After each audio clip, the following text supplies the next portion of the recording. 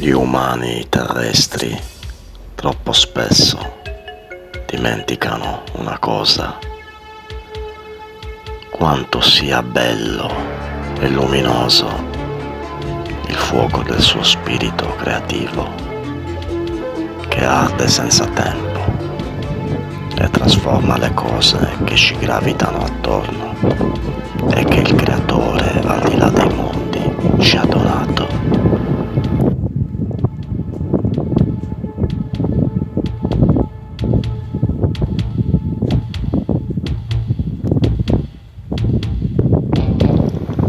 Per alimentare la nostra stessa fiamma rigeneratrice. La nostra specie è stata creata per la bellezza, non per la bassezza. Se dovessimo incontrare qualche zombie pronto a strapparci la carne per rosicchiarci come noi facciamo regolarmente agli animali, stiamo semplicemente raccogliendo i semi che abbiamo seminato. Semi contaminati e avariati. No!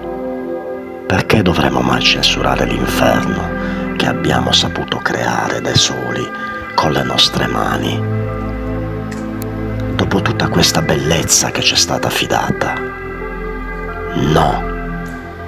Noi facciamo urbex per ricordare ai nostri simili che si vive su questa terra per non dimenticare ciò che ha avuto un senso e un valore spirituale, per ciò che è stato bello e luminoso, un insegnamento per noi e per tutti, un ricordo del nostro passaggio veloce e fugace su questa terra.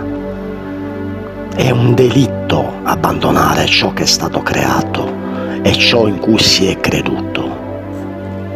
È un delitto dimenticare ciò per cui eravamo e siamo vissuti, nel bene e nel male. È un delitto condannare nelle prigioni perpetue dell'oblio le emozioni che quegli oggetti e quegli ambienti hanno saputo conservare e custodire nel tempo. Dio vede e osserva. Il nostro sacro compito è quello di ricordare ai nostri simili che ciò per cui si è vissuto valeva la pena affrontarlo, semplicemente per comprendere il significato stesso della nostra stessa esistenza, che è luce al di là di tutto e che l'oscurità è solo un sipario tra le due creazioni.